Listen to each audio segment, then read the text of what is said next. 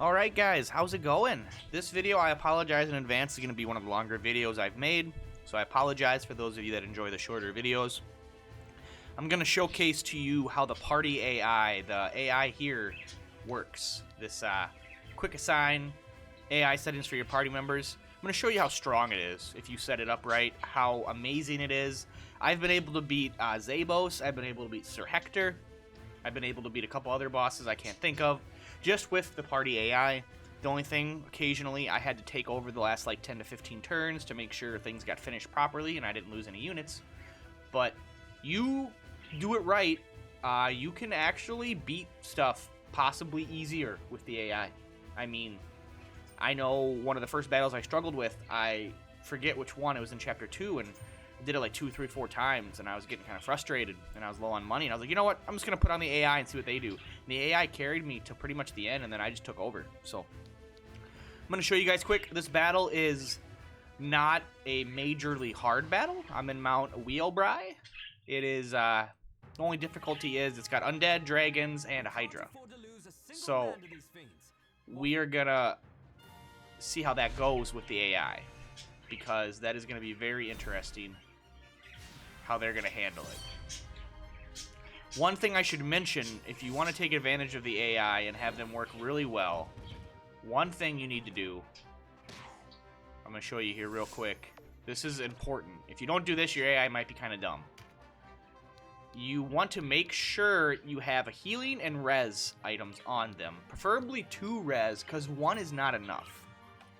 And healing, the best healing you can get are very close to it. 2 of each. 2 healing items, 2 resurrection items, and you will be good to go. Now, things I want to mention about this, I'm just kind of talk while we watch this happen, but the strategy is not perfect. You know, it might not work on every encounter. I actually haven't even tried it on this encounter. This encounter isn't super difficult, though, so it should work. Now, the only thing you're going to use a lot of, depends on the fight. You might only use a couple of resurrection items, you might use like 10. I have 20, because I have 10 characters and each one of them has 2. So, chances are I won't use all those, and they're going to be the most expensive item that you're gonna burn. But as you see, the AI that you get, which is different than guest AI, I feel like guest AI is dumb, and it just rushes forward and has no idea what it's doing.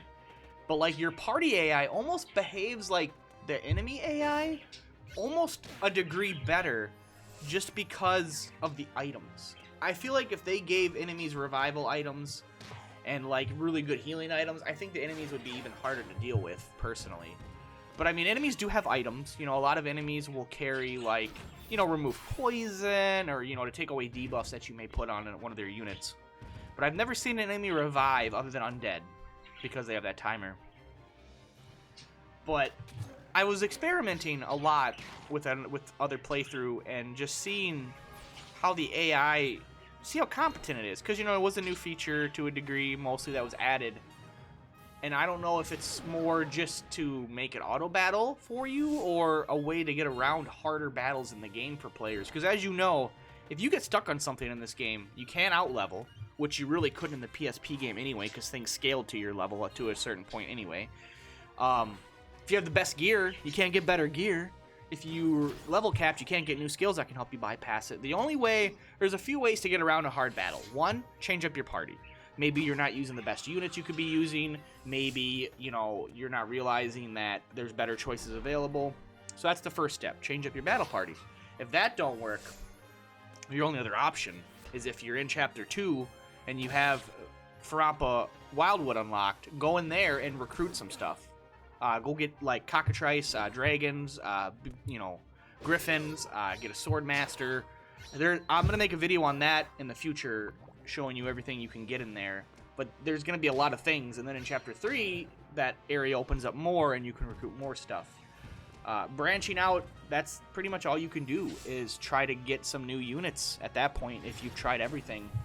Or change up skills, change up builds. You know, there's no way to really like power gain on this game, if you know what I'm saying. There's no way to like, alright, I'm just gonna get stronger and come back. Like, it ain't gonna happen. So this is another way to possibly bypass a hard battle. and I've had it work.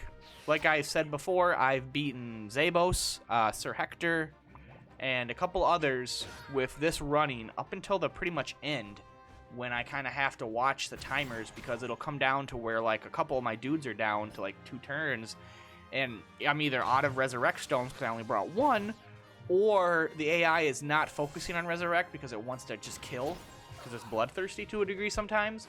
So I have to manually take over and play the last like 10 turns to make sure I don't lose anybody, because obviously that'd be just stupid if you can resurrect them and they're not getting resurrected. But as you can see, none of my units have gone down, right? Yep, we just have there's an undead down, 2 undeads. I'm gonna see if they exercise. I gave a couple units items to exercise undead, so I'm gonna see how that works, see what happens there, because I've never seen them like auto exercise. But so far so good. You know, we got some guys on lower health, but you know, dragons are tanky. Hydra, you know what you should do, which I'm not doing right now, which I should have did, is you should try to recruit this Hydra.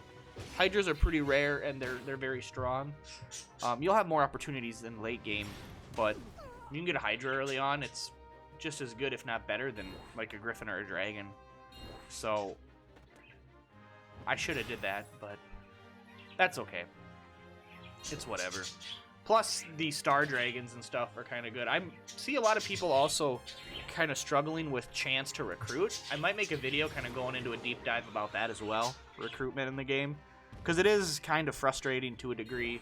One tip I can tell you about recruitment is if you use the Chariot Tarot, the rewind time, rewind turns, you can just, if you try to recruit and fail, you can just redo it over and over until you get it.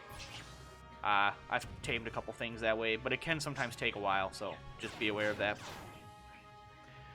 But yeah, he's not. I don't think I gave exercise to Denim, so I don't think he's gonna exercise that dead ghost over there, which sucks.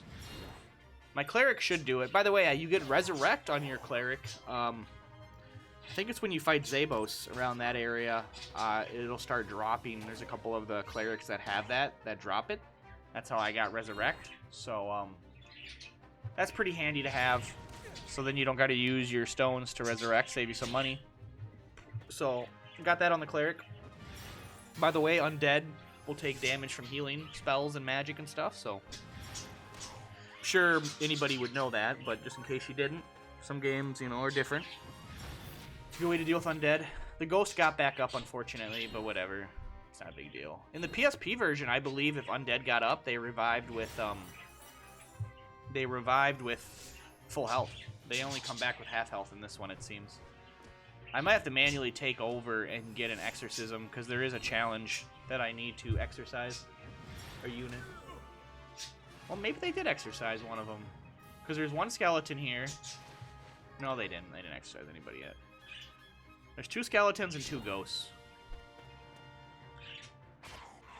And then I'm just going to kill it again. And he was like just sitting by it, which is weird. He was like waiting for it just to get back up.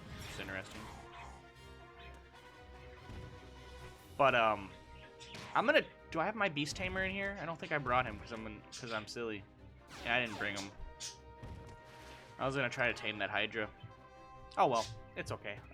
You can get him again. I mean, it's not. I find the best time.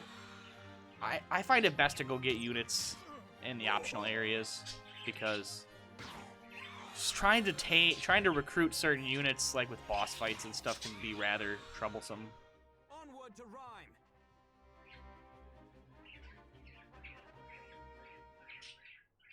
That's it. I think that Hydra was actually on my team. He was like a neutral unit. Huh.